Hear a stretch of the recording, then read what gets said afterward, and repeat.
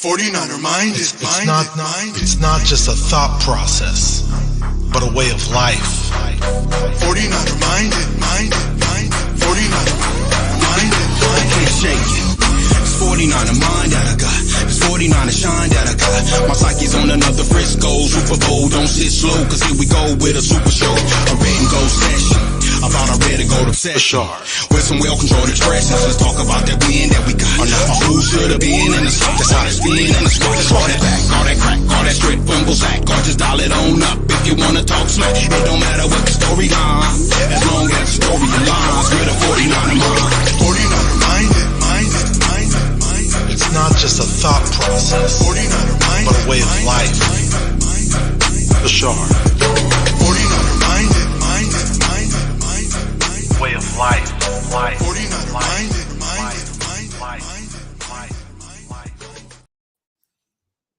Well, how's everybody doing? Welcome to another edition of 49er Minded. I know it's been a long time. I did a lot of hibernating this off season. Let's just say that. But I am glad to be on here with a really good friend of mine, a person I love collabing with from the Locker Room Rant. We have John V. How you doing? What's up, fam? Good to see you, bro. Good to be here. Good to be live. It's good, man. Good to be back. Yes, awesome. We had a lot of fun setting things up, and before we went live, you know, when new equipment's ever here, John's got his new mic going, so hopefully you guys can, you know, savor John's voice a little bit better on these future podcasts. So definitely, if you're not subscribed to the Locker Room Rant, definitely go to the description box of this video. You'll see the link to his YouTube channel there. It's him and his good friends that he grew up with, Tony. He's got his other guy, I'm forgetting his name, the guy that everybody gets mad, Nick. The guy who pisses everybody off. It pisses everybody off. Famous for his dances that he does on there. Yeah, so he's a Cleveland Browns fan. Tony's a Buffalo Bills fan, and they have a lot of fun talking all kinds of sports on there. Anything going on that you want to talk about that's non-49er related? Anything on your chest anything interesting going on? Or no, bro. It's been a long time since the Super Bowl, and it's there's not much more going on, bro. I mean, it was a long recovery, bro. It's time. It's time to get back to football. I've licked my wounds, man. It's still soft subject, but I'm past it, man. I'm looking forward to the season, bro. Not much going on, man. I mean, same grind for me, same old thing, just another year. And I think that it's time for the Niners to really do their thing. They're knocking on the door, and I hope they knock it down, bro. But no, not much more going on. Yeah, let's see what's up to some people in the chat. Let's see who's here. Some people that were here super early. So we got 49ers Throwback up in here. Says thanks for tuning in, Faithful. Good to see you, bro. Got Jimmy. What up, Jimmy? We got Red Jet. What's up, Red Jet? She's on here. Red Jet Shell goes live with Terradome. Definitely check her out on the Terradome YouTube channel. They're always talking Niners on there. What's up, Red? That's a Locker Room Rant right there. It's John V. We got Melissa. What up, Melissa? Good to see you. Melissa's always supporting on the channel. Good to see you, fam. Makes guest appearances on various channels. What up, Kenny? Kenny 49ers. Yo, John V and Bash.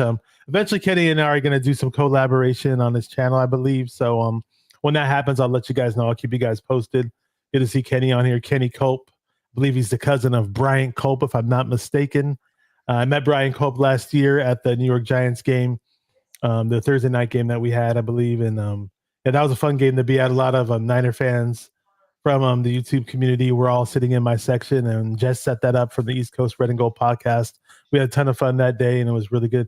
I don't know who this is, but I'll say what's up to Kaniak. If he's a new member to the channel, welcome. We appreciate it. If you're any new members to the channel, you guys are silent viewers. If you like jumping in the chat saying hi, don't worry, I'll say what's up and I'll shout you out. Not a problem. Sometimes non-49er fans or viewers definitely seen plenty of those in the chat as well.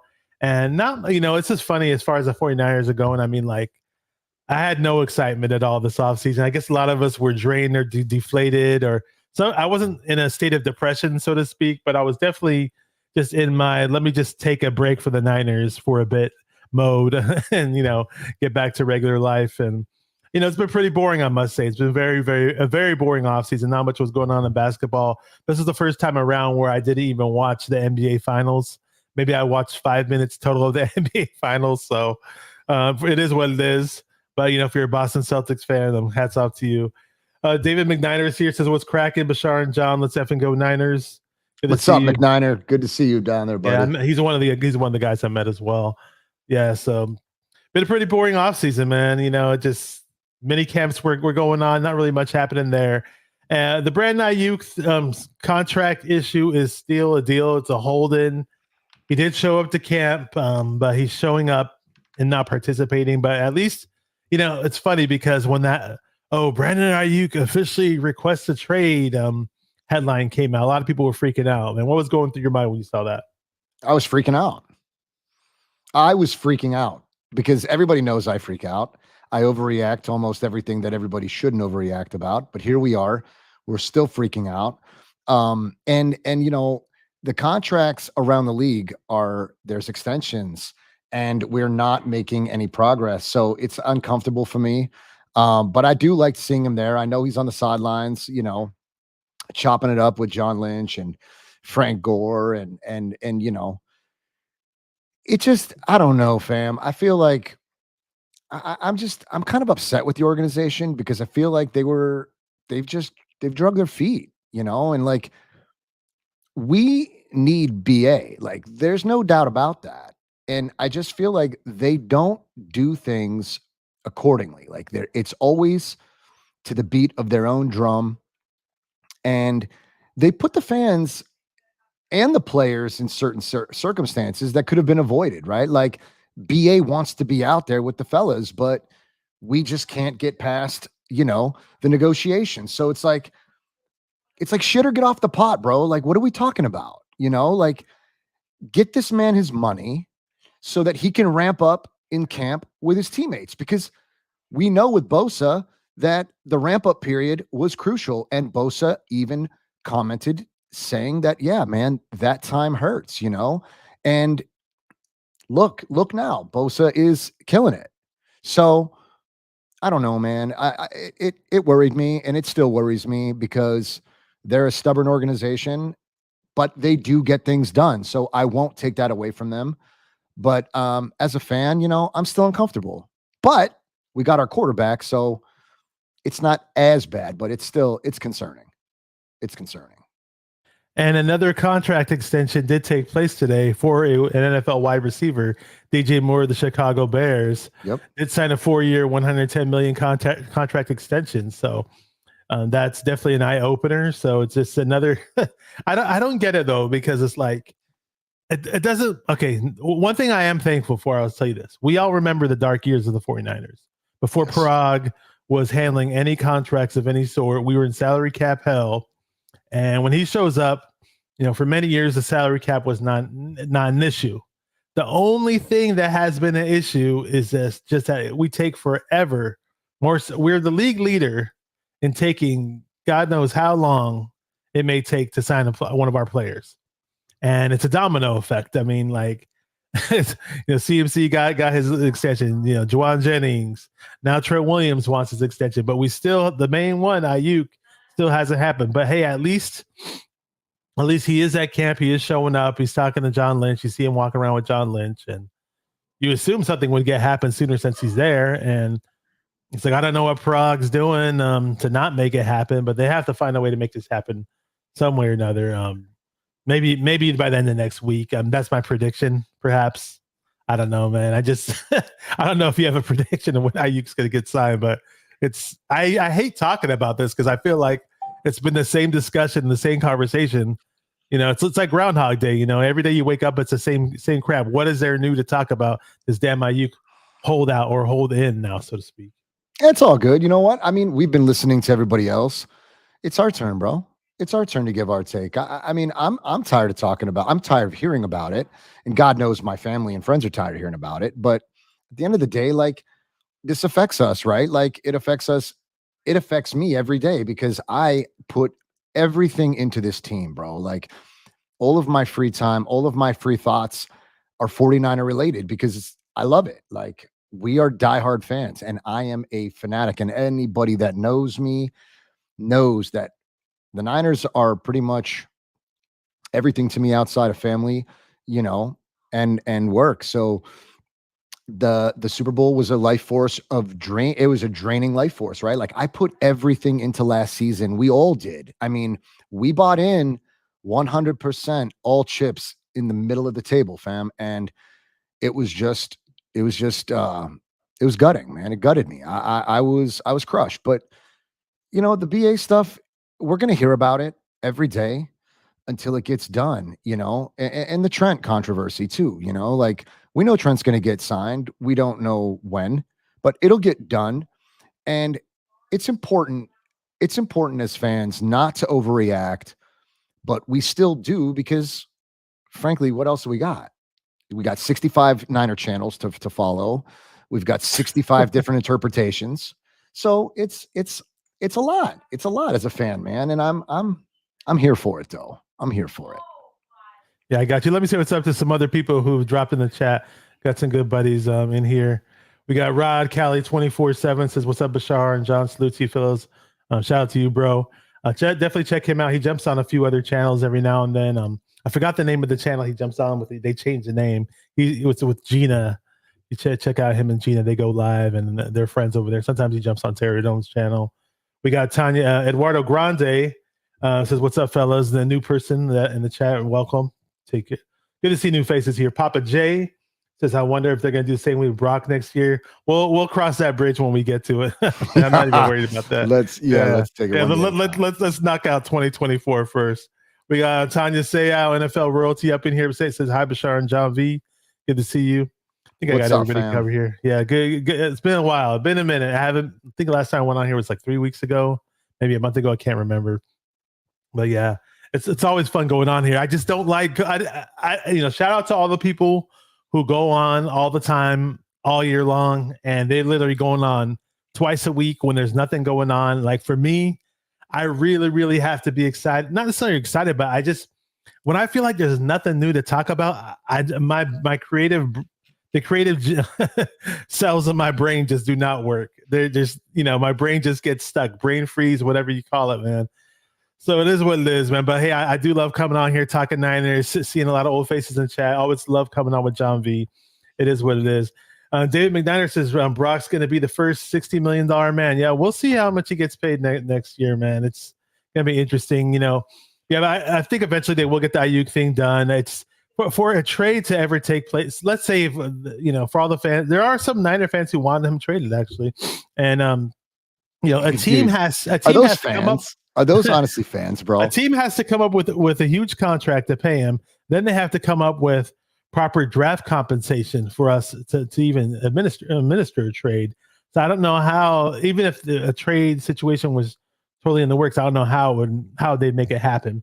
Some people were throwing out the name Devontae Adams. Hey, I love Devontae Adams as a player. I really do.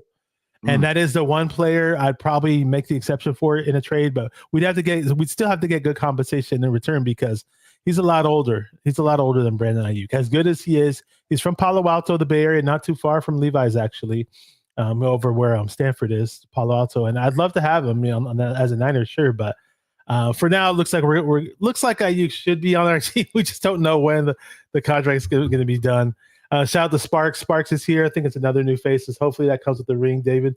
Good to see you. What's up, Sparks? Some of these cats are from my channel, man. Yeah. That's what I forgot. I forgot we co-stream, bro. Yeah. Well, I remember we co-stream, but I forgot that on our little live stream here, it combines the chats. But that's cool, man. Either way, that's cool that both people are getting. I love it. Both channels are getting love. 49er Media is up in here. Says, "Hey, long time no see. Good to see you, bro." What's up, Media?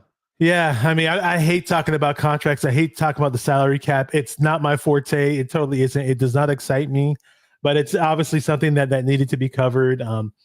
Now, as far as we could stick with the wide receiver group. We have obviously Deebo Samuel's back in camp. Ricky Pearsall, killing it. Yeah, Ricky Pearsall was our first round draft pick.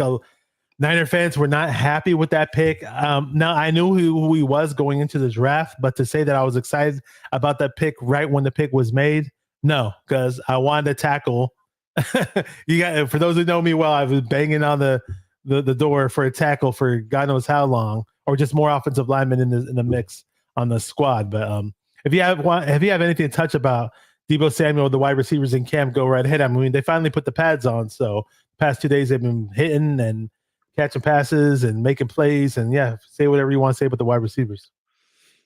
I mean, look, pads are huge, right? And camp is a big deal to ramp up your body, right? But as a fan, and I think a lot of fans get a little too like we stress every report, conflicting reports. Camp is camp, and we never know what they're trying to install and how they're trying to what they're doing, right? Like Kyle could want certain things, and if it comes across as, the offensive line sucks or Purdy's getting pressure, these things might be that way for that reason specifically. We don't know what they're trying. And sometimes, look at yesterday, right? For perfect example, yesterday, the offensive line was allegedly struggling, because they're missing, Trent, Burford's hand, right? So today, the offensive line was far better. So we don't know what they were trying to install yesterday. We don't know what they were trying to do. And today it was, like a 360-degree turnaround. So from my seat, I just want everybody healthy, knock on wood, God willing, everyone healthy, and rock out. As far as receivers go, Bash, I'm loving what I'm hearing out of Jennings. He and what is it, Renardo Green? Renardo Green, yeah.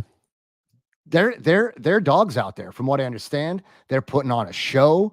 They're showing up and showing out, and I love to hear it. That is what I want to hear. And Debo, I heard Debo caught like a 60-yard bomb today from Purdy, clean as a whistle. Reported allegedly it was clean, beautiful, right out of his hand. It was a tutty, man. I love it. Like, these are the things that I want to hear, and we've been denied.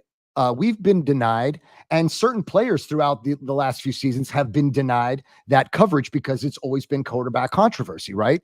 Overshadowing all the stuff that we want to hear as fans. So it's really good and refreshing this year to hear all the battles that are going on.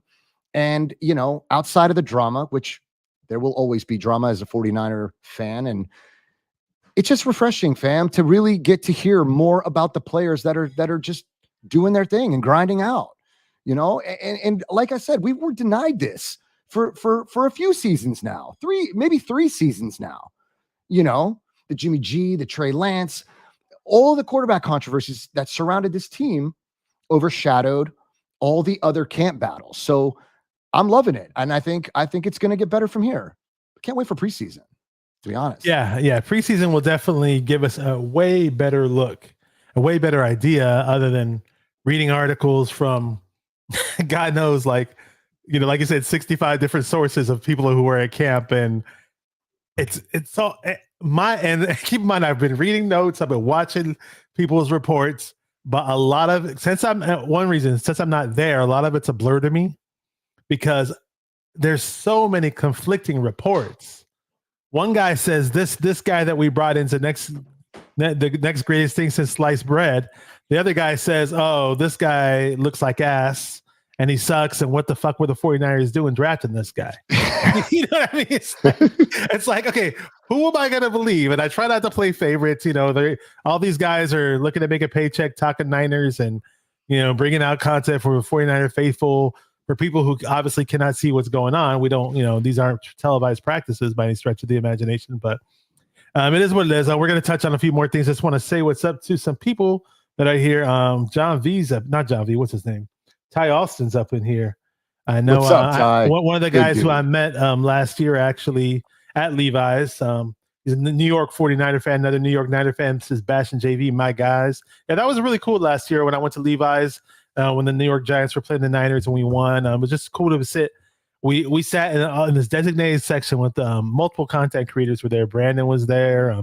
Jess, she's the one who organized it, and Brian Cole, Dave McNiner, Ty. If I'm leaving a name out, let me know. But it was just a really, really nice, fun experience. I'll definitely remember that for quite a long time. If I'm missing anybody else, bro. Oh yeah, you got to get to Levi's. If you go to Levi's, I'm definitely buying a ticket. We're buying tickets together if you go. All right. So, yes. All right, so Nathan Banks is up in here. I believe he's from the Locker Room Rant chat. Let's see what's up. What's up, Nathan Banks? Nathan's How you famous. Yeah, so I mean, like, we could talk about the receivers a little bit. You mentioned some of it. I mean, but I mentioned how unexcited I was for the Ricky Pearsall pick, right? Not because I didn't know who he was. I knew who he was. Again, I wanted an offensive lineman, but I didn't think he was a bad player. Me, like a lot of other Niner fans, did have the feeling that we may have reached for him a bit. But then word came out that, hey, supposedly some other, like he was going to be, we had like a late, basically that was almost like an early second round pick what we picked, because it was at the very end of the first round pretty much. And, you know, so the rumor had it that other teams were planning on taking him in round 2. And then who was the quarterback? I'm totally blank on this dude's name, the quarterback for the Houston Texans. And he was like, he was bugging out like the Niners made some amazing pick when they got this wide receiver, like, oh, damn, that's not fair. And it's cheating that they got him. I was like, okay, wow, he thinks this highly of him. Okay. Well, you probably know the quarterback's name. I'm totally blanking on his name. I totally CJ Stroud. Yeah, CJ Stroud. Yeah. CJ, that's my Buckeye, bro. Yeah. Buckeye. Shout out to CJ, my guy. He's really good. He's such a good dude, man. He speaks highly of Brock. You know, he respects Brock, and not for nothing, man. Shout out to D'Amico. I love that dude, man, and I wish him all the success. You know, as long as it's not against the Niners. But I love seeing him out there as a head coach, dude. He's dominating. He's doing his thing out there, family, and they got a lot of talent. CJ is going to be a problem in this league if you all haven't noticed already. My guy he's a star in the making, man. And I love him so much. It's awesome to see him succeed out there. So shout out to D'Amico and shout out to CJ, man. You guys are killing it. Pearsall, bro, to me, I'm still, a tackle would have been fantastic, but we don't value the trenches on that side of the ball, fam. It's as much as we do for the D line, right? Dude, I mean, listen, they defenses win championships. But not last one, but nonetheless, look, the Pearsall thing is still, for me, it's a toss up. I wasn't thrilled. I'm still not thrilled. He's already suffered an injury, a nagging injury that he allegedly has been suffering since, he was in Florida. So I don't know, bro. I don't know. We'll see. We'll see what happens, but I'm not going to hang my hat on the kid just yet. I want to see, this goes for a lot of players I haven't seen, by the way. I need to see what's going on in the games, but numerous reports from certain people who were at camp were saying that, so a few guys were saying that Pearsall almost looked like he was operating at half speed, but still finding ways to get open. So it looks like in the beginning, they were kind of saying he didn't look so fast, but they said he looks pretty fast now. He did run a 4.4 flat. They said that his greatest skill is that he just runs the whole route tree. So I'm definitely curious to see. Yeah, very definitely curious to see how he is once he is on the field in our system, and especially that they were saying, we're going to bring up Purdy in a minute. Purdy threw 4 interceptions today, guys. All right, love him or hate him, there you go. Most people love him. No. To his credit, one of them bounced off of Jennings' hands towards the end of practice. But hey, the DBs were making great plays on the ball too. We have a lot of good things to say about our DBs in this camp, and your quarterbacks are going to have a bad day. No, and now if it's a quarterback competition though, and a lot of people on Twitter are saying, like, before camp started, like, oh, people better not report how many interceptions and how many incompletions are thrown among the quarterbacks. They better not post quarterback stats. And I understand if it's like a pure QB competition, you're going to want to see those stats. I'm getting there, to whoever's in the chat saying that. I'm getting there. It's like, it makes sense. I get it. When you got 2 quarterbacks dueling and battling it out, but you have it's clearly established who our quarterback is. So that, we're not going to worry about training camp stats. All right. So I wanted to pull up this guy in the chat really quick. He said something funny. If I can find it. It's Brandon. What's up, Brandon Ferrigno from the Forever Faithful podcast? Another guy that I got to meet. It's the second time I actually got to meet him. Last year when we were at the New York Giants game, he was there as well. He says, I'm live right now with Beto and Pete right now. He's double dipping. He's live, but he's on our chat, so I totally appreciate. He thought I wasn't going to say hi to him. Fam? Rod Cali 24/7's here. What up, Rod? saying we What up, won't Rod? address the O line, but we will continue. Yeah, I played O line in high school. Trust me, man. If anybody wants O line on this team, not because I am a bit biased about the position, but we all know how important it is too. So we'll see where we go with that. Just trying to catch up with what's going on in the chat. We got the Niner you love to hate. What up, Easy? Good to see you. Says, hey, bang, bang, my fellow good friend from the East Bay. I grew up in the East Bay back in my Pinole days, currently in Northern Cali. Yeah, I mean, it's pretty well established. Purdy's our quarterback. Despite his bad interceptions today, they said he had a lot of good throws in practice today. One of the practices with the pads. So it is what it is.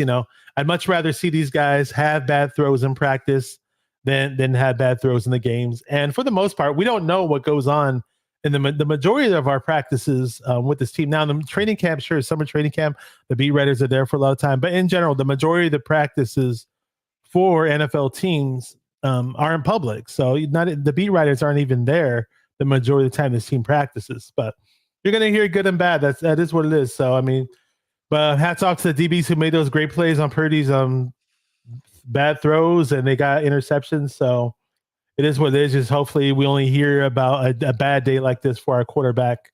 One practice out of 5 practices or whatever. I can live with that. It's no big deal. Throw as many picks as it takes to get it right. I don't care. Those layered throws are beautiful from Brock. I know he's made a few, some really nice throws. If the picks happen in camp, so be it. Fam, how many did he throw last season in camp? And I know that's tossed around casually, but you know what? It counts for something, right? Regardless of what, it counts for something. So if he's throwing picks, if I hear that from 76 content creators in one day, I don't care. It means absolutely nothing to me. I know that they're trying different things, and it's irrelevant right now. It's camp. We are working things out. We are trying things out. We have new pieces on the defense, and the defense sounds phenomenal. So family, if you have anything to hang your hat on, be excited because we have some new pieces and they sound awesome. I'm so excited for the defense this year, Bash. I swear to God, bro. The offense is the offense, but the defense last year, they were stagnant at times, and this year I think we have some studs, low key studs, and it's going to be a good time. It's going to be a good time. Yeah, Tanya says practice is a place to screw up and work on mistakes. These people who talk about players who make mistakes in practice probably never played sports. That's a good assessment on that one. That's 100. I'm not going to argue with that one. Yeah, I agree, man. I agree. Yeah. What up, Tommy Huxley? Good to see you here. What's up, Tommy? All-star guitarist. He's a great guitarist. Check him out. Check out his YouTube channel. It says F the Olympics. I did not. I don't want to get into this too much, but I definitely was not pleased, to say the least. I'm gonna give you the clean version of what I saw in that horrific opening ceremony. Just gonna leave it at that. And I thought, but that's not gonna that is disgusting. But it is not. I will not let that diminish the hard work. I feel bad for the athletes, though, for all the hard work. I will not let it. I will put in support them. Bash from here. I watch all the events that I love to watch, and I will not let that ruin. I will not let that ruin or overshadow what they've worked their entire lives for. So that won't be discussed here, but it's not tolerated. But those athletes don't deserve it, man. They're phenomenal at what they do, and I'm excited, man. I'm so excited for them. Totally love and respect all that from all the countries, not just the United States. I mean, they all put in a lot of very, very hard work. So, I mean, Olympics are a great competition. I believe they added a new, I don't think they had the event yet, but they have a new event called breakdancing. I think they may have another couple of new events for on. Yeah, I'm curious to check out the highlights of the breakdancing competition. Oh my God, bro, I didn't even know. We had a little hip hop discussion before the show started too. I was doing my old man rant in my late 40s about how rap isn't good anymore and blah blah blah blah, and it sucks. It sucks so bad, bro. It sucks so bad. Hey, respect to any artist that's working hard on their craft, but it just, I don't know, man. Get your music out there so that we can be saved from this nonsense, fam. Get it out there. Get it out there. Man, I was going to add something about Purdy. Oh, about the wide receiver room really quick, though. I want to say this, though. This is one news. This is one piece of it's a tidbit that is coming out of camp. I'm not saying it's a consensus or anything like that, but certain players have been saying it.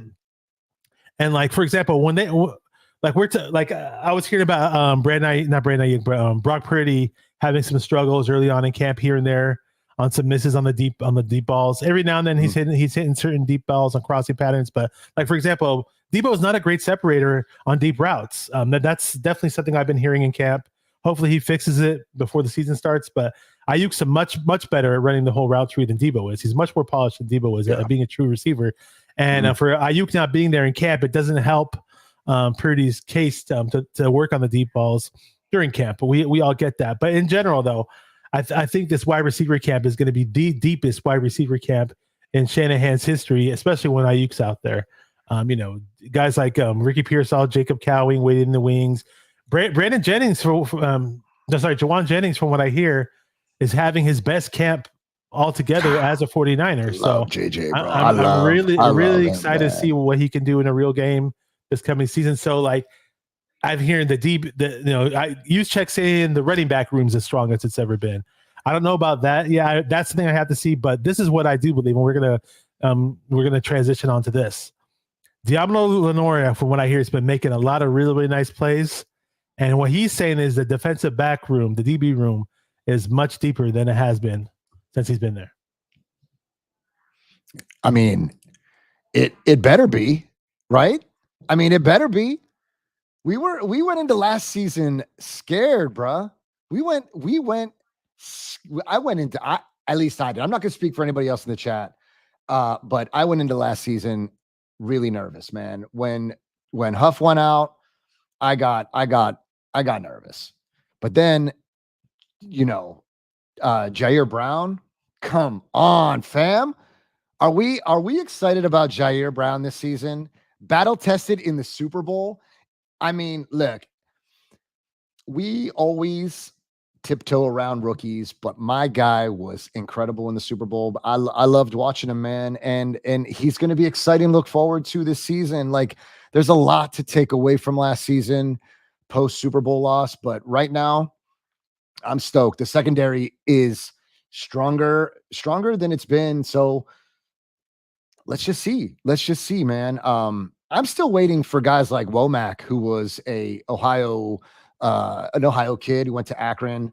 I'm still kind of hoping to see a little bit more out of it. I know that he's been silent, but I'm looking forward to the secondary this season. We have a lot to look forward to, Bash. I mean, I would say Huff coming back is probably one of the things I look forward to the most outside of Dre Greenlaw. But Huff is, like, how he handles coming back from that injury, a consummate pro right there, man. I love you, buddy. Just come back strong, man. And the secondary has gotten better, and they need a leader like Huff, because Huff, according to Gibson, that's one of the reasons why he stuck around. That dude stuck around because of a very young Talanoa Hufanga, who, I mean, must have just, I don't know what he did, but they became close, and that dude stuck around another season because of Huff. So this young talented room, man, could really use Huff. So I'm looking forward to it, man. The secondary, man, bro, this has been a first show in a long time, and just it's doing me good because it's making me look forward to a lot of the things that brought me down, man. The Super Bowl crushed me, man. So talking Niners was like, it was sensitive, it was touchy, but I'm glad you had me on the show today, bro, because it's making me happy, and I'm getting pumped, getting really fucking pumped. Okay, sounds good, because if you talked to me earlier today, you'd have thought I had COVID or something, because I had a really bad migraine. I didn't get much sleep the night before, and I was this close to telling you I was going to cancel everything because I didn't want to come on. I felt like garbage. And, after I ate something, I started feeling a little bit better, and lo and behold, we're here, and I feel like $1 million right now compared to what I felt like earlier. What up, Andy Land 27, my friend, buddy from high school? Good to see you, bro. Nice to see you on here. I appreciate all the comments in the chat. I'll throw your comments up on the screen. I'm not going to be able to read every comment there is. But there's one funny comment definitely stood out from Rod Cali. Says Niners will have all elite playmakers, but Brock will be running for his life. Oh, that's unfortunate. Now we did draft Dominic Pooney. We were talking about the DBs really quick, but I just wanted to touch on Dominic Pooney. I heard Dominic Pooney's having himself a good camp so far in the short 2 days where they've had the pads on. So hopefully, again, I'm not 100% sold on the guy. I wanted to tackle. I heard he played tackle in college, but we're having him at guard, and Burford's got some broken hand issue or whatever crap that he's dealing with. So who knows? He might have surgery. He might not. So it's kind of up in the air with that guy. I hope he listen. I hope he does not need surgery. But I mean, if you do, let's get it done now, get it out of the way. I think Shanahan said something like at the last presser, by the time we had heard from him again, that we would know at least a timeline for Burford. So if anybody has it been reported whether or not he needs surgery? Because he needed to see one more doctor, Shanny said. I never heard anything else about it. So did anybody hear anything about it? Bash, did you ever hear anything about it? Okay, so you heard, I don't know, we both kind of remember I told you how there's always conflicting reports coming out this time of year. Because what I heard was it sounded like he's going to have surgery, but they just don't know when. And okay. I think what you heard was they're not sure if they're even going to have a surgery at all. So well, I'm just going off of what Shanahan said at that last presser. When we heard from him. What was that? Yesterday? No, that it might have been yesterday. It might have been yesterday because I remember him saying, I remember somebody asked, do you have a timeline on Burford yet? And he said, no, he needs to see one more doctor. And when we see the next presser, he should know more by that time. So I guess that's at least that's what I heard 100. And that's as much as I've got. So if anybody has heard anything different, let me know, but we'll find out. Yeah. I see a little conversation in the chat going on about Brandon Staley. Rod Cali says he's a good DC. Tanya's not too happy with the signing, I guess, but Diamondor Lenore actually said in the media today that Brandon Staley's a genius. So take it for all it's worth. We want to see results at the end of the day. We'll see. I'm willing to see what they could do. I'm not going to, be too high or too low on anybody until I actually see what's going on. His strengths may very well be as a DC, bro. His strength, he may be a better DC than he was a head coach. It's also where do you fit? Where do you fit? Coordinators that come here succeed. They succeed. Despite,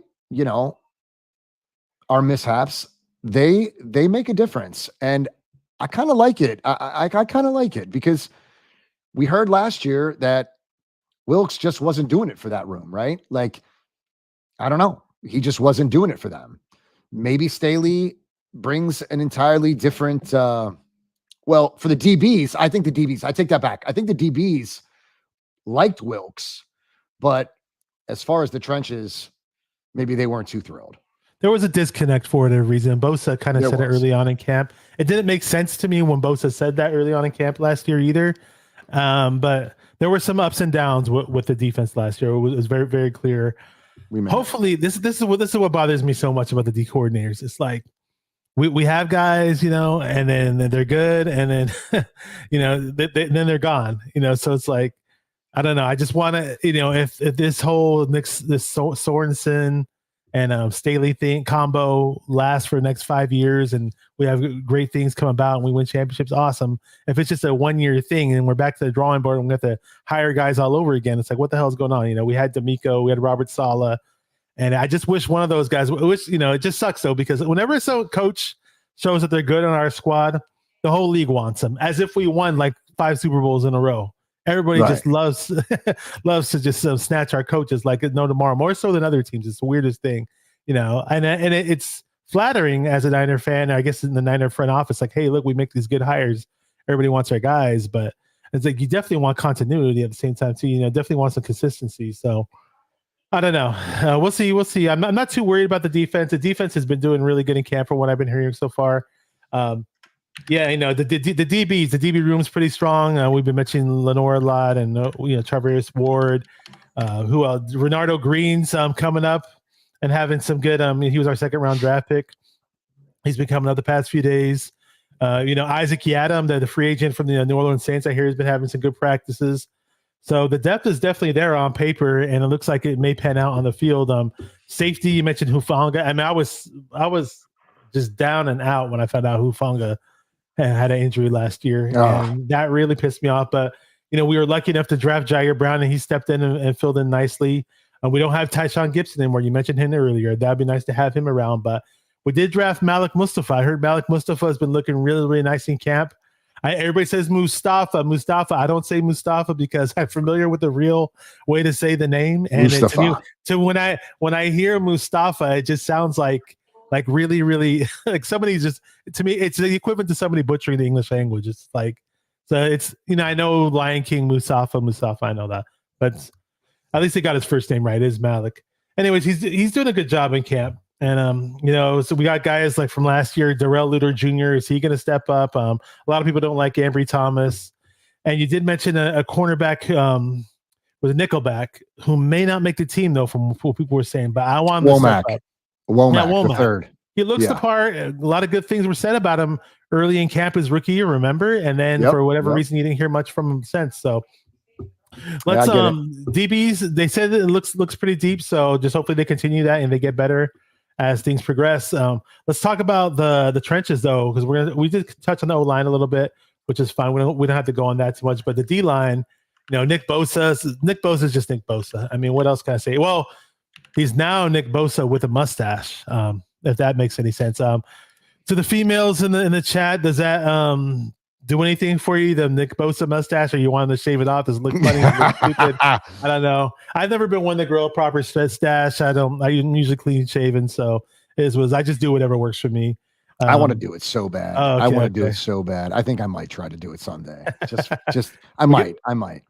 We got, hey, it's Nick in the chat. He says, I see locker room rant. Go there live. We go. There we go. Hey, what's up, Nick? So here's a little context on Nick from the Kingdom Live podcast. He's a Chief fan, diehard. Congrats on your championship, my man. He and his brother and one of their best friends, they go live on Wednesday nights. They got a good thing going over there, man. And I like them, man. I actually love these guys. They're good dudes. They've been good to me. It's funny, right? Like we've lost twice to the Chiefs, and I made 3 really cool friends besides football. They're outside of football. They are 3 awesome dudes. Shout out to you guys, man. I appreciate you. I just want you to know, man, that you've made my life a living hell. But in the grand scheme of things, in the bigger picture, I made 3 good friends. So I look forward to also doing a show with those guys. I have to cash in on a bet that is long overdue. And my buddy Nick on the rant here, he's a big sissy, so he's not gonna do it because he claims that he didn't make that bet. But nonetheless, I got to cash in. I got to eat something hot, probably one of the hottest hot sauces on planet Earth. So I'll let you guys know on my channel when that comes, and you can watch me bleed out of my eyeballs and burn to death. So that should be exciting for everyone. Wait, what are you supposed to eat exactly? I know it's supposed to be something hot, but do you have any idea what it's going to be? It's going to be hot sauce. I got to dip something in the hottest sauce on planet Earth. I did that once. Burn the living shit out of myself. So it should be fun for everyone else and miserable for me. But a bet's a bet, and I will cash it in. I promise, Nick. I really will, man. We're going to get there. All right. We will. So make it so the next time you guys go live on Locker Room Rant, this is just my suggestion. Just knock it out on that first episode back, so you get it out of the way. That's it. That's what I'll do it. I'll do it on that episode. I will. Yeah. Shout out to Nick. What I want to touch on about the D line was we all know Nick Bosa is Nick Bosa. I'm not sure if we got any responses from the female members of the chat about the mustache, whether it's a yay or nay.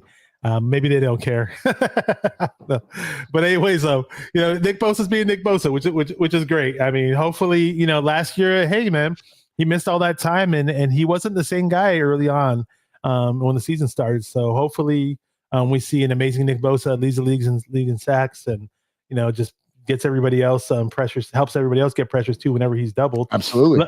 Leonard Floyd is up in the mix. He's been having a pretty good camp from the Buffalo Bills. You know, initially when we signed him, I thought, oh, well, he's an older guy. What's he going to bring to the table? Blah, blah, blah, blah. He was pretty good on the Rams, but I just never thought of him as being great, just like good or whatever, right?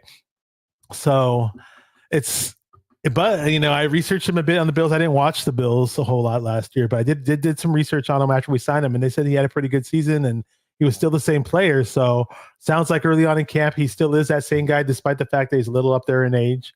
So that's good to hear. And for what I heard early in mini camps in terms of his get off is that he's what D Ford was when we initially had him. And so I definitely welcome that. And just as long as he stays healthy, I don't want to say the name D Ford because we all know how it was such a tease for him to look great early on and then get injured. So, but speaking of the pass rushers, I mean, you know, after Bosa and Leonard Floyd, we don't really have much in terms of depth. We really, really don't. I mean, it is a bit more concerning than I thought it would be. Now, we did pick up Yetur Gross-Matos, who's almost more like a run-stopping DN, a guy who sets the edge.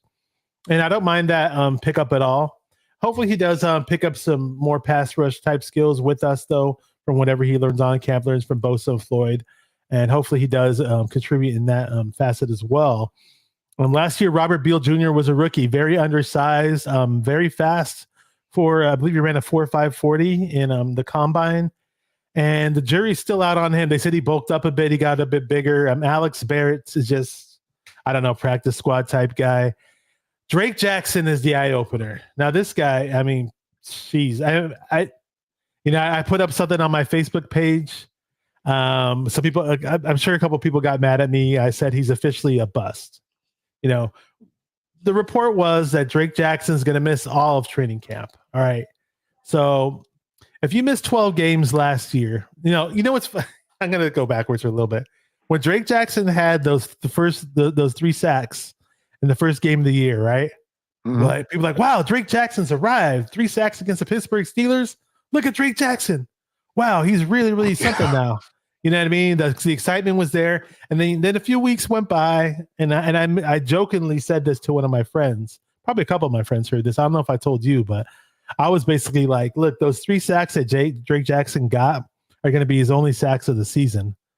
And lo and behold, I was right, because not too long after that, they ruled him out for the season. And, you know, I don't want to sound like I'm making fun of the guy, but, you know, it sucks. Injuries do suck. Injuries do happen. He had a patellar tendon knee surgery in January.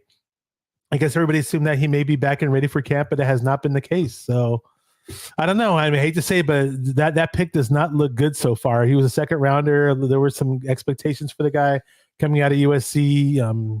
But his grandparents are Niner fans, and they were hyped up about him. But I don't know, man. I wish he'd pan out.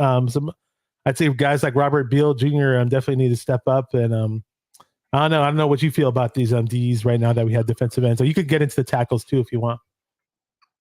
Listen, Gross Matos he's doing his thing over there on the run game. So that was a problem. As far as Drake Jackson, though, I'm more excited about Jordan Elliott. He came from Cleveland. From all accounts that I understand over there, he was arguably a starter for them. And they went with God, I can't remember his name. They went with somebody else. So Elliott became freed up. We scooped him up, and I'm from my friends that are Cleveland Browns fans. There are some pluses for having him here. The conversations were kind of minimal because they weren't big fans of Jordan Elliott as a Brown, but Nick says that he's actually quite well and will be impressed. So we'll just see what we get. As far as Drake, though, man, just cut him. Just get him out of here, man. He couldn't keep up with the 17-week season. He exhausted himself. I remember his rookie year. Then he got injured. Now he's got the patellar tendon thing, and they say that injury is highly susceptible of re-injury. So here we are. Like, I feel terrible, but just we got to cut the dead weight, man. We got to move on.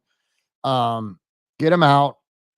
Move off and cut your losses. I don't want to keep him around anymore because every time I hear he's injured, I get pissed.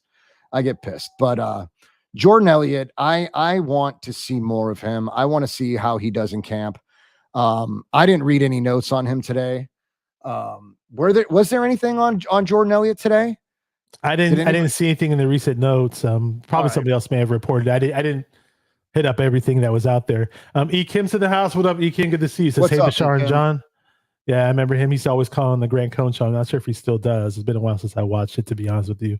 But yeah, I mean, as far as the D line goes, in terms of the defensive tackles, I love what they did. I mean, Javon Hargrave sounds like he's primed and ready. He did a lot of hard work in the offseason, and hopefully he meets the expectations of what he was supposed to garner when it came to that contract of his when we signed him. So definitely excited to see what Javon Hargrave can bring to the table. Malik Collins, obviously from the Houston Texans, another run-stopping defensive tackle that you were mentioning. And you obviously mentioned Jordan Elliott.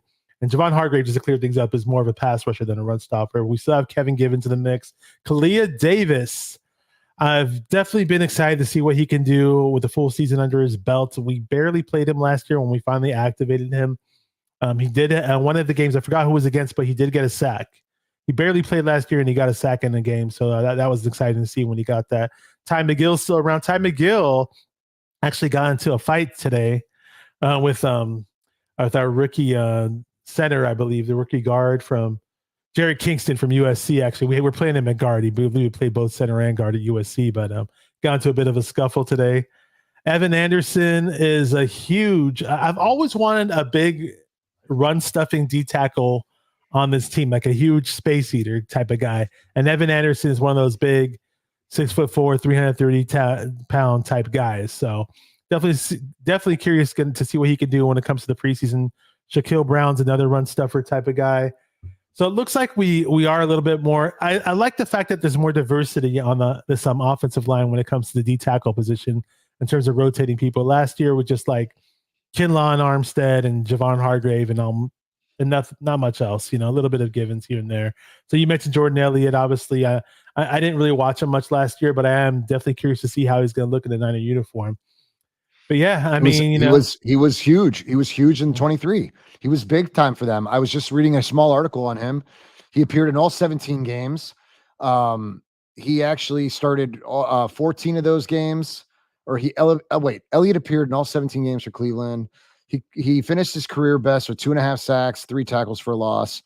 I don't know, man. Let's just see. He's one player that I'm excited to see. Let's see where this goes. Let's see where he goes, because that interior was kind of weak last season. So let's see where we go from here. It's still early camp.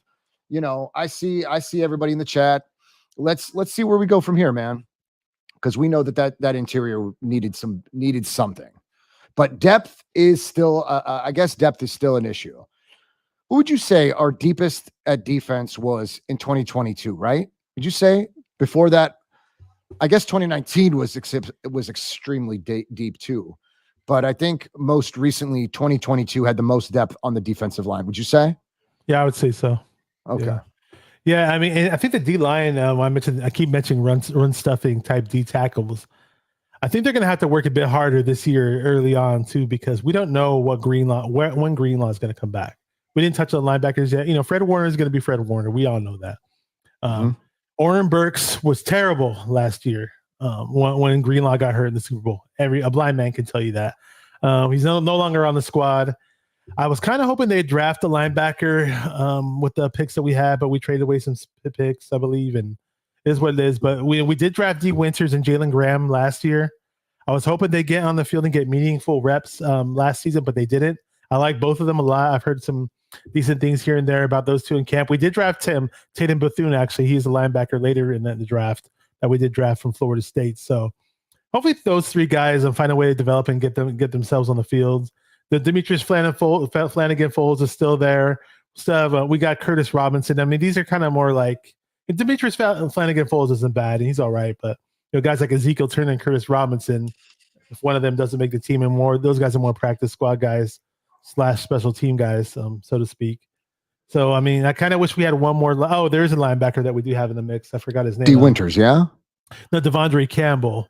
Oh, Devondre Campbell. Yeah, formerly from the Green Bay Packers. Heard some mixed reviews about him too. He was a all-pro player a couple of years ago or 2-3 years ago, I believe. So, I mean, he should have it in him to do something, be productive for us. But we'll see. I mean, if you want to touch on anything else, I in regards remember to I remember linebackers, go Fred ahead. Warner speaking really high on Winters. Remember?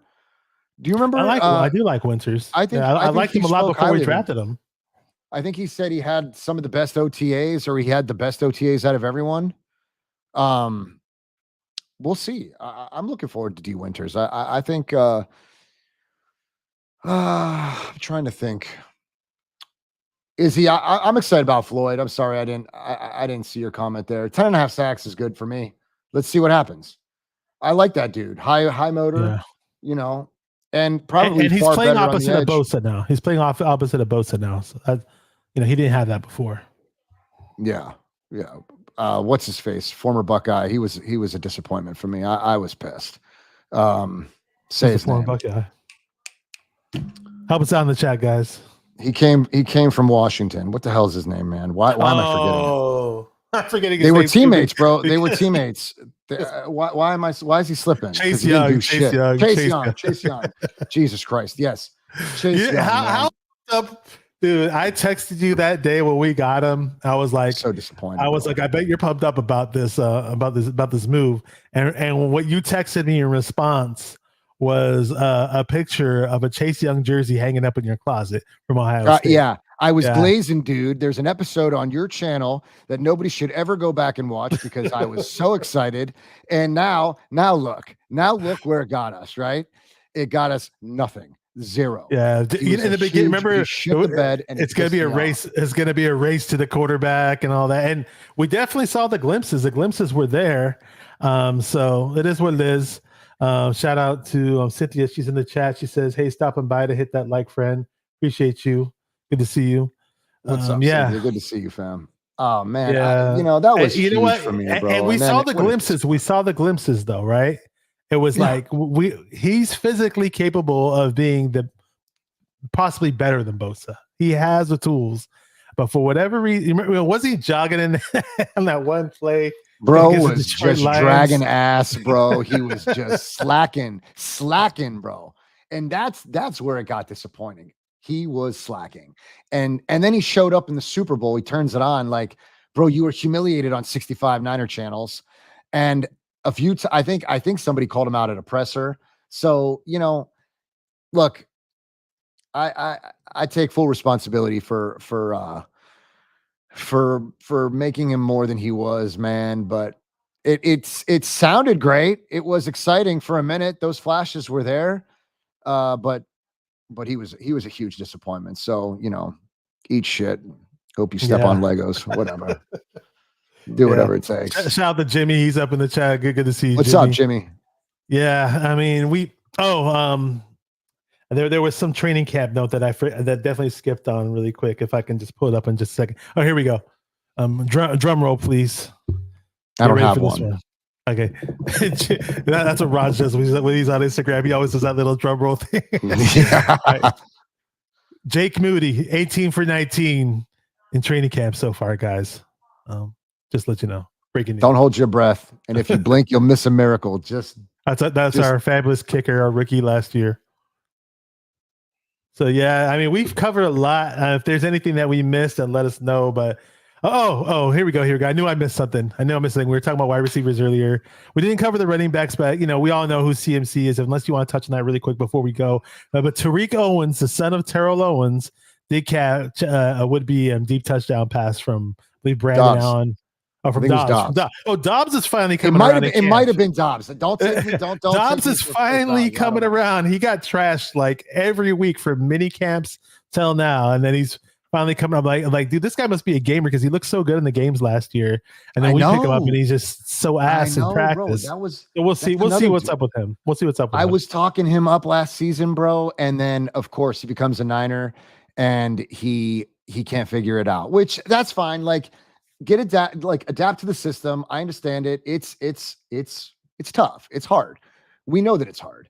But he is catching on to those nuances. So hopefully, the chemistry is there, man, because behind Brock, man, I don't know, fam. Like, I'm nervous. Brandon Allen sucks. I don't give a damn what anybody says. He sucks. Yeah, I just, who's this dude? Who's this dude? Love they brought in? I don't even know. I don't even know a I damn thing barely about even. him. Oh, I don't even know anything about Tanner Mordecai. Now I don't know if you watched his college clips, and I saw the a, clips. That's a and sleeper type signing, in my opinion. I've heard. Yeah. If you listen to Larry, he thinks he's the next thing since corduroy. So He's Larry almost Krueger he's is almost like huge on Mordecai. he's almost like a poor man's version of a Brock Purdy coming out. He's got all this amazing scrambling ability. He's got the arm, and I don't know if he can put it together in the Shanahan offense. So it'd be cool to see him as a backup, though. But if it was him and Dobbs, I hope he beats out Brandon Allen. But he finally actually got some reps today. They said the practice was finally long enough for Tanner Mordecai to get some reps. Brandon Allen obviously has a seniority and more experience in the offense, so I guess it made more sense for him to get reps over him. But we'll see. It's still early in camp. We'll see if that guy can make any waves. If you want, we can close up shop pretty quick. But if you want to touch on running backs really, really quick, you can. I mean, we all know CMC's the man, but he's got Elijah Mitchell and Jordan Mason behind him.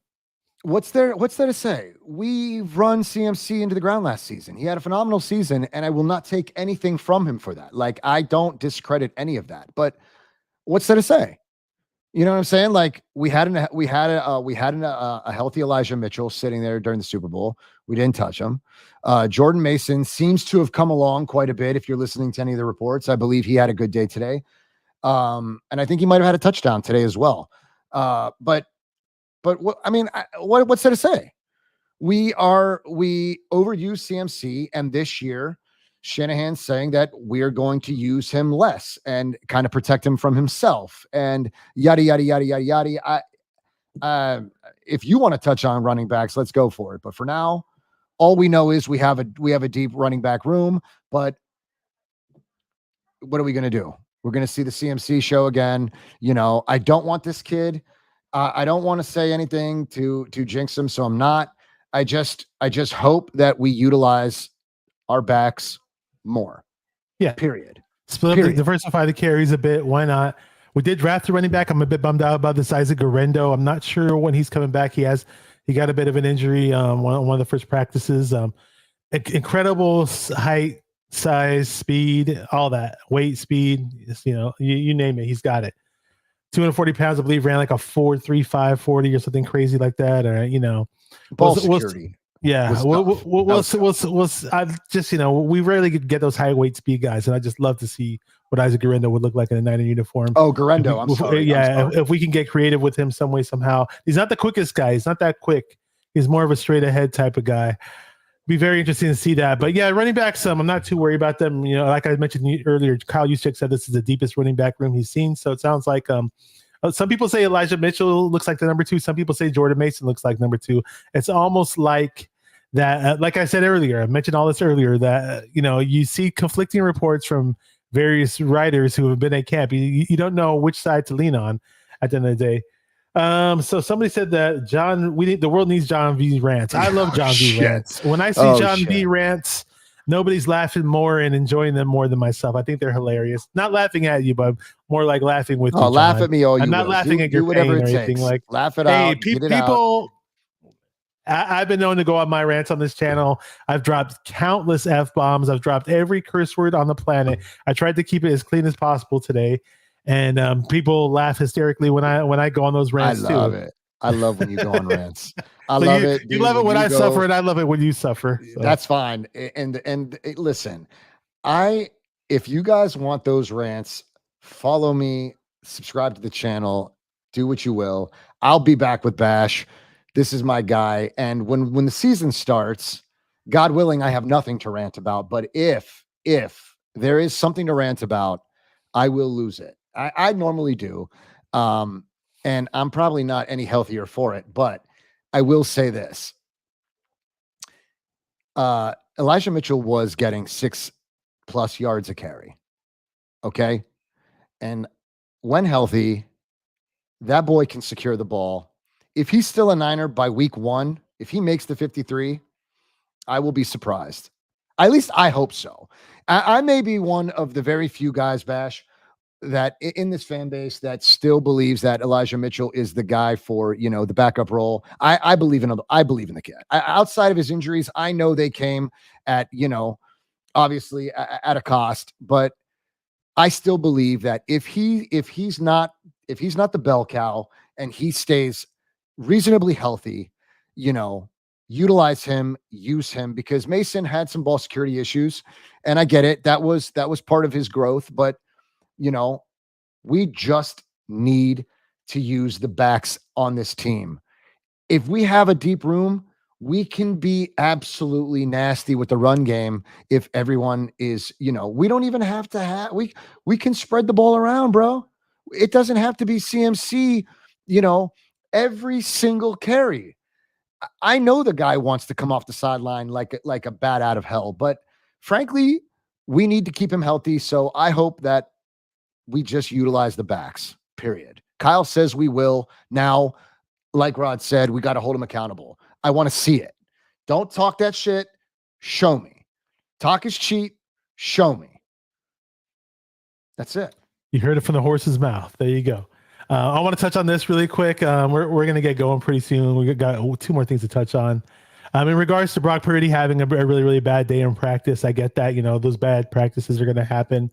For the most part, though, he's been stacking good days on top of good days, So I can live with one bad practice among multiple good practices. And we all know what he can do in games. This is what I wanted to touch on with Brock. He said that Tom Brady, he's basically aiming for the Tom Brady type of dominance. That the dominant player that Tom Brady was in his career. Brock Purdy told the media that he feels like he can get to that level of play with the 49ers. So it goes to show you that he's a bit more confident now. He's probably more comfortable in the system. It's the first full offseason that he is dedicated to working on his craft, where he wasn't overcoming an injury. Word on the street is that he's the mini Mick Bosa more so than ever. With his quad development or whatever, his big legs. They said he put on 5 pounds. He said that he put on 5 pounds of quality weight, where he feels good. Which is fine. I think it should be okay. So hopefully we do see a more dominant version of Brock Purdy. We'll all welcome that as 49er fans. That'll be a whole lot of fun to see. And there was so we pretty much covered everything 49er wise. There was one question for you, John V, in the chat from Melissa. That says, John V, when you're debuting the Ty Alston tees. I was thinking about it on my show, my first show back, which should probably be sometime during either the preseason or just shortly after. I would love to debut them, man. If anybody is looking for a nice t-shirt, quality prices, the Stay Faithful, I don't know. I don't have the link. Izzy, I'm sure you got that link somewhere. But Ty Alston, man, good dude. And a hell of a dude, man. He sent me some shirts. I absolutely love him, man. He has this one Brock shirt, which, give me a second. I'm going to show you guys this Brock shirt. It's fire. This is fire. I think this is the shirt that I saw earlier, if I'm not mistaken. We're talking t-shirts here, ladies and gentlemen. I did have a 49er minded t-shirt worn on here. I only wore it once, but this is my logo. Let's check it out. You see this shirt right here? The 13 doubles as the B for Brock, right?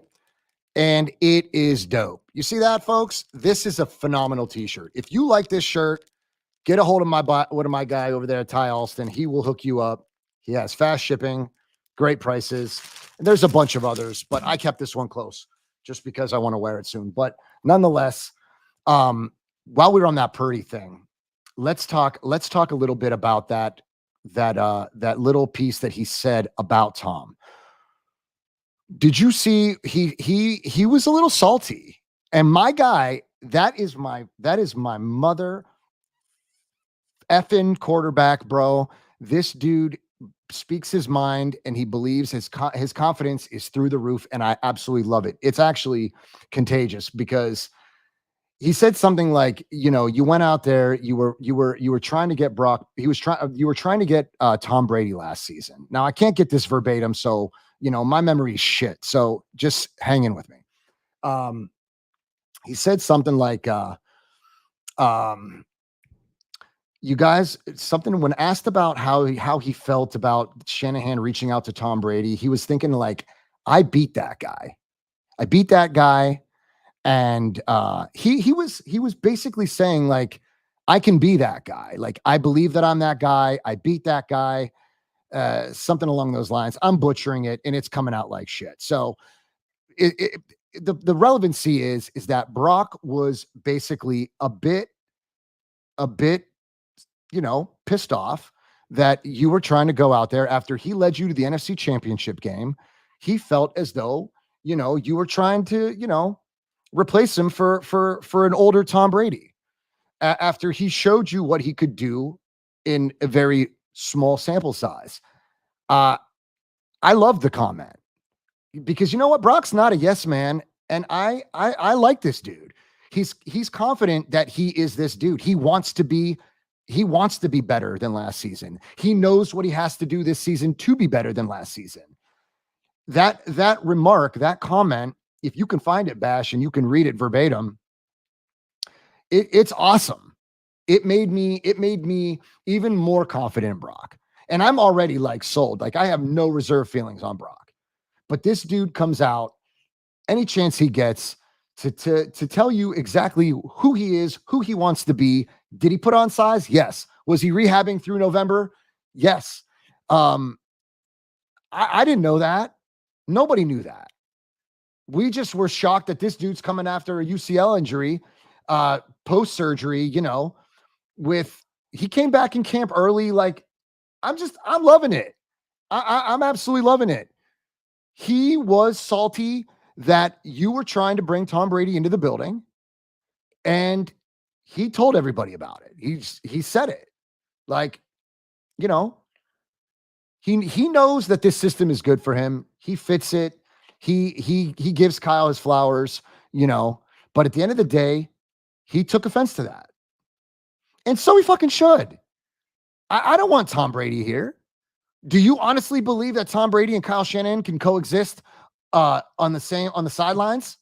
Come on, fam. That's an ego bomb waiting to go off. Netflix would make, how they made the Netflix wide receiver thing. They would make a whole show dedicated to that or whatever, some movie about it or whatever. I don't know.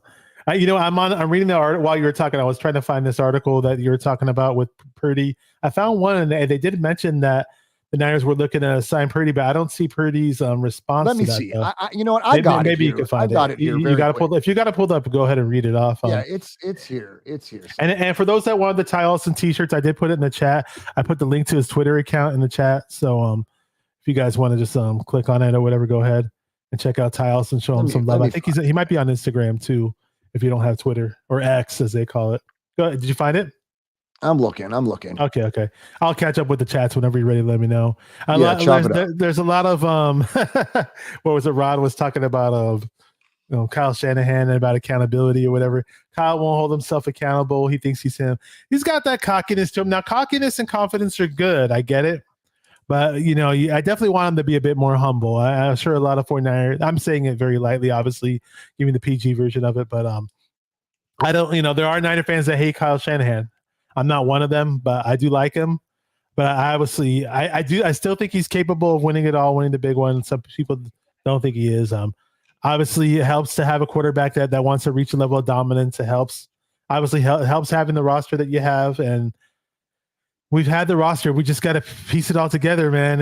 I found it. You did find it? Okay, there you go. Go ahead, John. Take it away.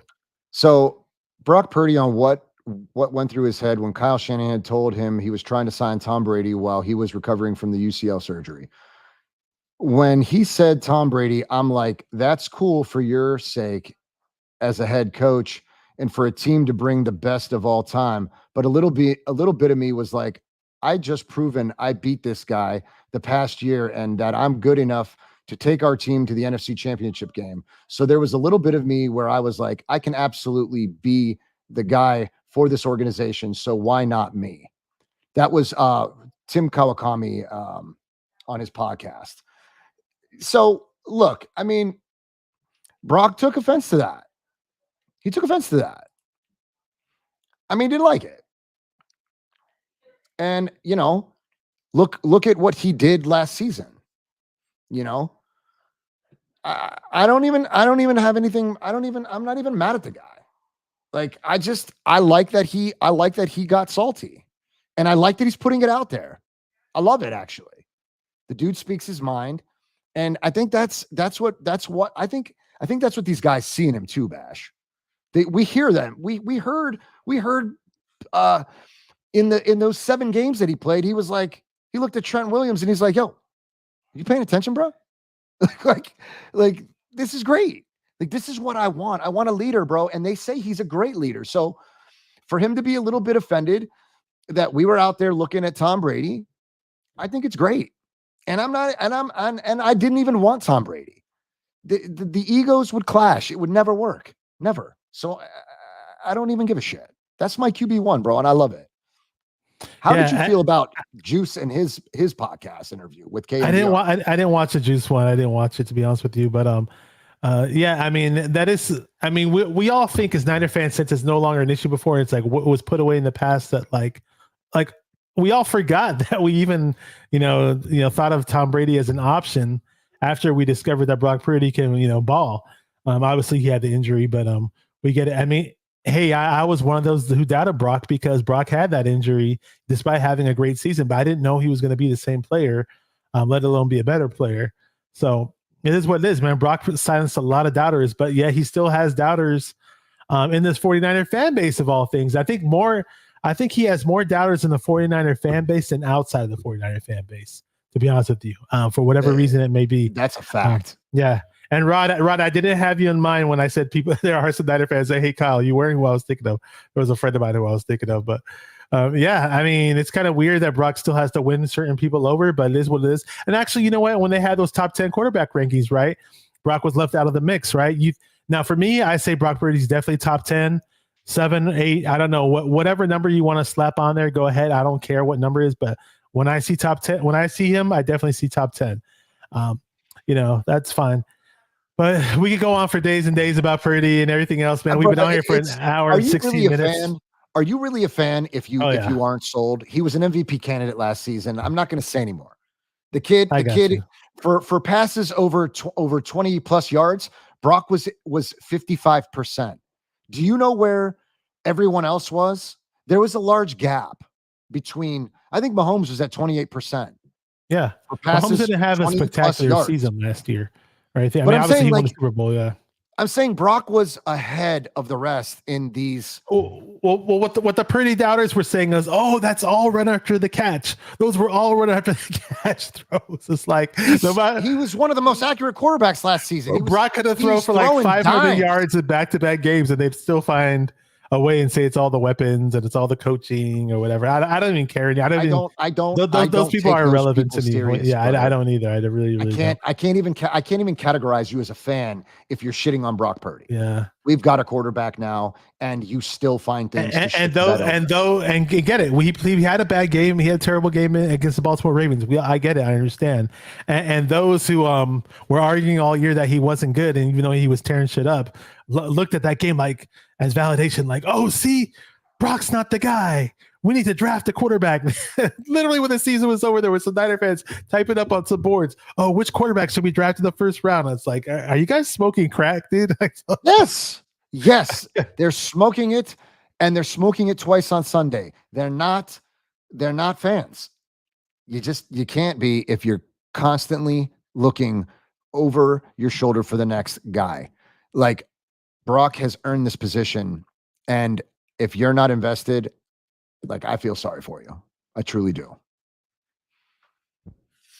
I 100% agree with you, John. It's been great having you on here. It's been great, just communicating with people in the chat, and just the back and forth between certain people in the chat. It's a great thing to talk Niners again, to feel some sort of excitement. Like I told you guys earlier, like I've been telling people when I jump on other people's podcasts, I'm still not excited about this season, but little by little, I'll get there. When the first preseason game comes around, I'll definitely be hyped up about it. I'll probably most likely do a postseason postseason show once that game's over. And yeah, been awesome having you on. Anything you want to say before we go? No, man. I just want to shout you out, brother. Thanks for having me. Thank you for everyone that is subscribed to the Locker Room Rant. I appreciate you guys coming by and joining this collaboration with Bash and I. I appreciate you guys. I'm sorry that we haven't had content in forever, but life is busy, and I was pissed. But nonetheless, shout out Bash. Thank you so much. Like and subscribe to Bashar if you're not. Like and subscribe here at the Locker Room Rant if you can. And brother, always a pleasure, my man. I appreciate you. Sir, I appreciate you too, man. Thank you, everybody in the chat. I know it was a last minute announcement for me to go live. I think I announced it yesterday, and I was going to cancel. Actually, I was feeling like garbage. I felt horrible. I felt worse. Actually, I had COVID a couple weeks ago, and I actually felt worse than some of the days when I had COVID. I just had a really bad migraine, and it's what it is. I feel like $1 million right now. I feel great. Thank you, everybody in the chat. Thank you guys for watching. Oh, Kenny says he just subbed. There you go. Appreciate it, man. Whoever hasn't subbed yet and whoever watches me, and go ahead and hit the subscribe button. Hit the subscribe button on the Locker Room Rant YouTube channel. Hit it up in the description box. Again, guys, thank you very much. Keep repping those 49ers and stay 49er minded. Peace, fam. Let's Take go, care. Niners. Later. Hit you up. This is the old intro. We're going to make it the outro. I love it.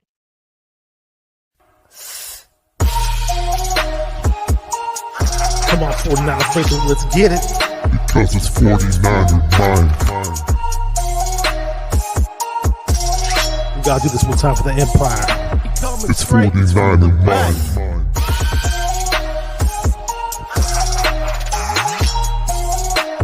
It's 49er mind.